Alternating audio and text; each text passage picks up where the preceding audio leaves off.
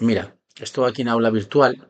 Ti para facer as tarefas coa icona azul tes que ir aquí no menú da esquerda onde pon páxinas do sitio, aquí, accedes ao banco de contidos, vale?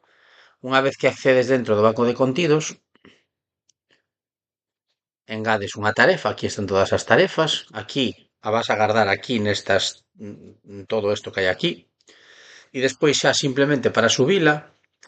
Como ves, hai xente, como sodes moitos traballando, pois, bueno, pois hai moitas tarefas aquí gardadas, vale?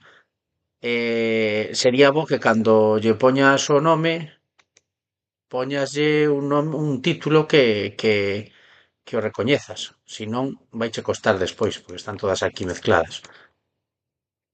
Despois, unha vez que fagas a tarefa, ves o curso, activas a edición, agora, e engades unha actividade ao recurso e buscas o H5P azul que está aquí.